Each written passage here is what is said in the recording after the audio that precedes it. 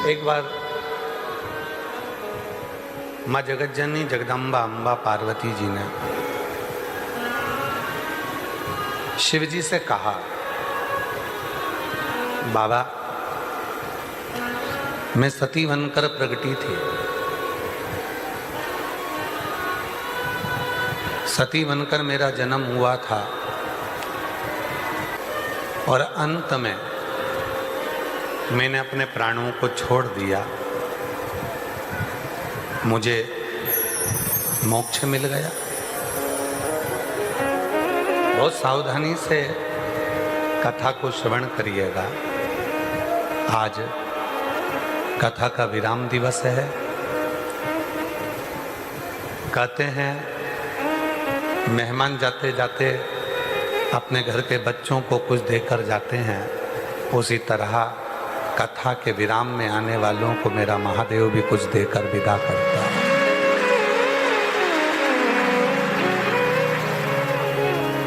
माँ पार्वती जी कह रही हैं कि मैं सती बनकर जन्मी और अंत में मैंने अपने पिता के द्वारा जब आपका अपमान देखा तो मैंने अपना शरीर छोड़ दिया, मैं मोक्ष पा लिया। शिवजी ठाका लगाकर हंसे। भगवान शंकर खूब तेज मुस्कुरा, खूब हंसे। और देवाधिदेव महादेव जब ठाका लगाकर हंसे, शंकर जी के चेहरे पर जब मुस्कुराहट थी, हंस रहे थे। पार्वती जी ने पूछा कि तुम क्यों हंस रहे हो?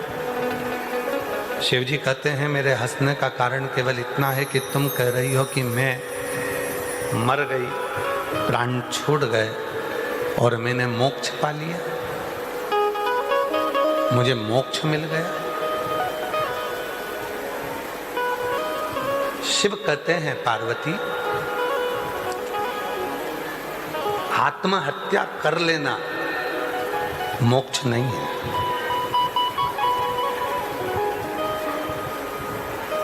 आत्महत्या कर लेना मोक्ष नहीं है। दुनिया से घबराकर, पढ़ाई से घबराकर, नौकरी नहीं मिल रही, सीए क्लियर नहीं हो रहा, नीट क्लियर नहीं हो रहा, मैं ऑफिसर नहीं बन रही, नीट क्लियर नहीं हो रहा या सीए क्लियर नहीं हो रहा और हम कहीं से कर्जा ले लिए, वो कर्जा नहीं चूक रहा, कोई बहुत बड़ी तकलीफ आकर खड़ी हो गई, वो मिट नहीं रही, कोई केस हमारे जीवन में आ गया, वो मिट नहीं रहा और आप अपने शरीर को छोड़ दिए, आत्महत्या कर ली। शिव जी कहते हैं आत्महत्या करना ये मोक्ष नहीं है, इसको मोक्ष नहीं कह सकते।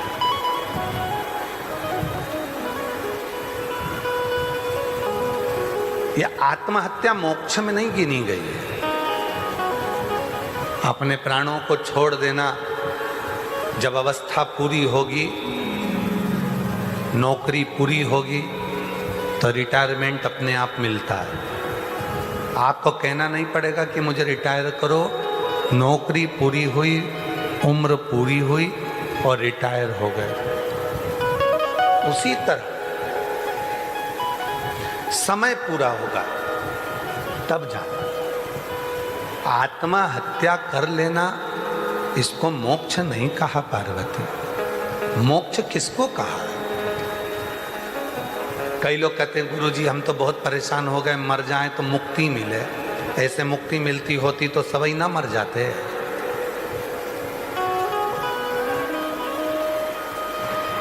अगर ऐसे मुक्ति मिलती तो लोग तो मर जाते। इसको मुक्ति नहीं कही गई।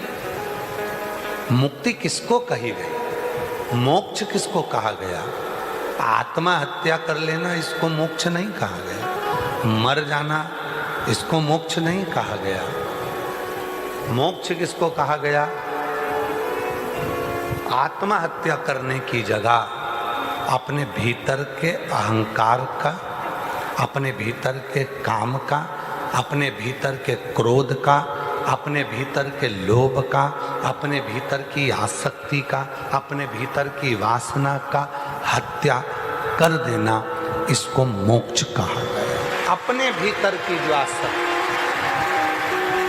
अपने भीतर का जो मोह है, क्रोध है, लोभ है, तृष्णा है, वासना है, इसको मार देना ही मुक्ति है, मोक्ष है।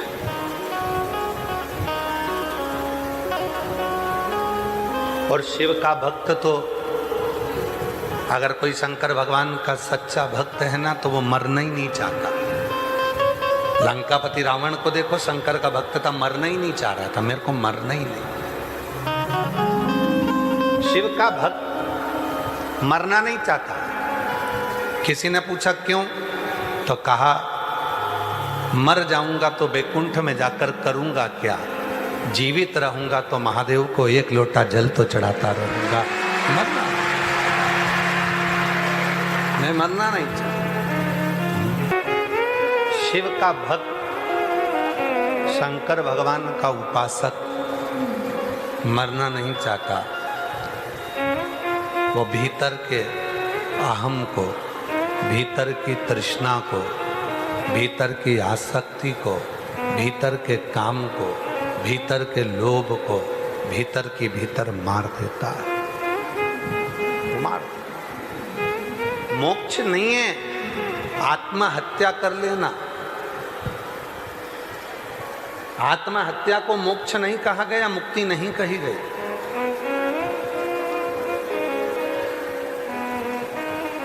जो व्यक्ति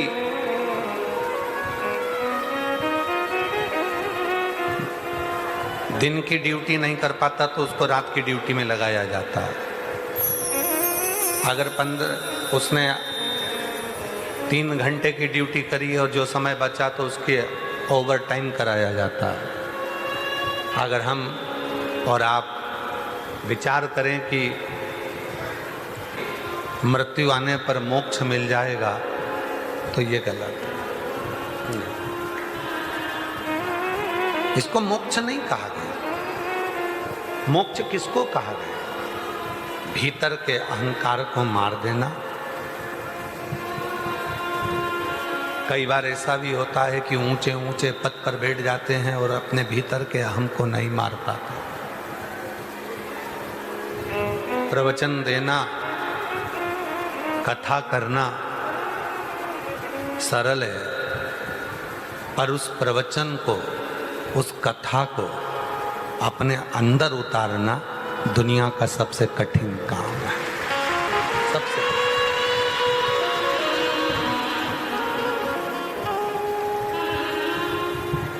दुनिया का सबसे कठिन काम। प्रवचन देना सरल है, कथा कहना सरल है, भागवत वाचना सरल, शिव पुराण कथा वाचना सरल, रामचरितमानस वाचना सरल, विष्णु पुराण, देवी पुराण, सारी पुराणों को वाचना सरल है। पर उस पुराण को अपने भीतर उतारना, उसकी बातों को अपने भीतर उतारना और उन बातों पर अमल करना बहुत कठिन है। बहुत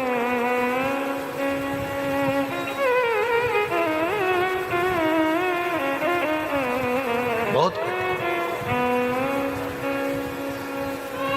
आज के ज़माने में जिसको देखो वही बहुत सारा ज्ञान दे रहा होगा, बहुत सारा बोल रहा होगा, पर उसके बोलने में, पर उसके कहने में क्या जितनी बात वो बोल रहा है उतनी बात अपने ऊपर अमल कर रहा? हम आप लोगों से कहें कि 1 लोटा जल चढ़ाओ और आप लोग 1 लोटा जल चढ़ाएं और हमारे घर के लोग ना चढ़ाएं तो ठीक रहेगा? इसलिए शिव पुराण की कथा वाचने से पहले अपने आप पर अमल करो, अपने ऊपर। आप कभी मौका लगे, हम जहाँ रहते हैं सीहोर में, उसके 8-10 घर छोड़ के ही शंकर का मंदिर है, शिव का।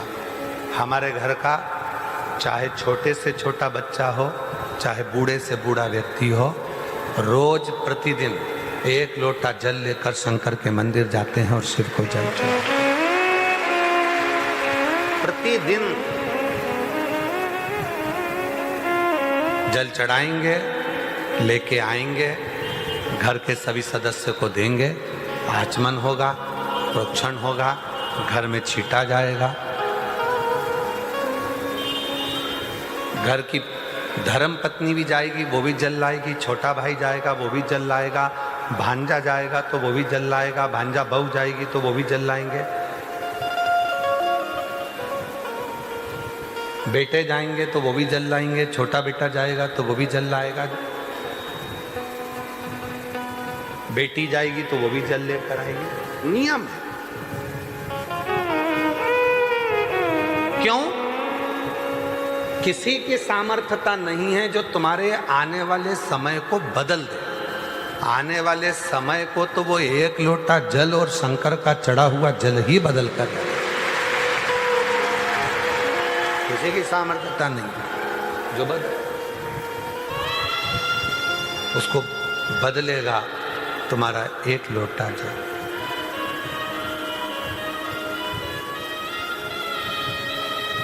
जितना कहा जाए उतना अपने ऊपर भी अमल करा जाए। हम आपसे कहते हैं कि श्री शिवाय नमस्तुभ्यम का जप करो, हमारा भी नियम है शिव के नाम का जप करना। श्री शिवाय नमस्तुभ्यम को जप।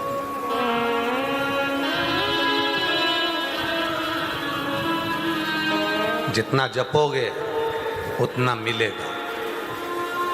तुम्हें गिनने की जरूरत नहीं है, तुम्हें बटन दबाकर काउंट करने की जरूरत नहीं है, माला पकड़कर बैठकर गिनने की जरूरत नहीं है। रोटी बना रहे हो तो भी मुख से श्री शिवाय नमस्तुभ्यम कह लो, बर्तन मांज रहे हो तो भी मुख से श्री शिवाय नमस्तुभ्यम कह लो, टिफिन बना रहे हो तो भी मुख से श्री शिवाय नमस्तुभ्यम कह लो, कपड़े धो रहे हो तो भी श्री शिवाय नमस्तुभ्यम कह लो, कहीं रोड पर जा रहे हो तो श्री शिवाय नमस्तुभ्यम कह लो, टीवी देख रहे हो, सीरियल देख रहे हो, चाहे नाटक देख रहे हो तो भी श्री शिवाय नमस्तुभ्यम कह लो, किसी से बात कर रहे हो फोन पर तो भी श्री शिवाय नमस्तुभ्यम कह लो। बस चलते फिरते भी अगर तुम्हारे मुख से जप हो गया, समझ लेना कि तुम्हारा उद्धार हो गया। बैठना नहीं है।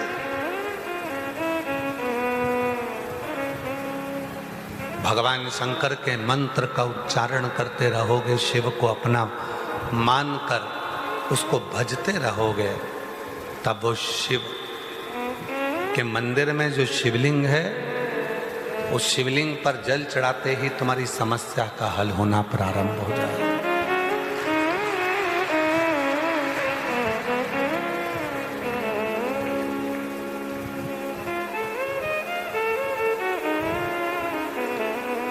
शिव महापुराण की कथा बाँचने के बाद इतने सालों में, 25-30 सालों में ये देखा कि शिव पुराण की कथा ने प्रत्येक मनुष्य के हृदय में शिव के प्रति प्रेम जागृत हो गया। शिव के प्रति बड़े बड़े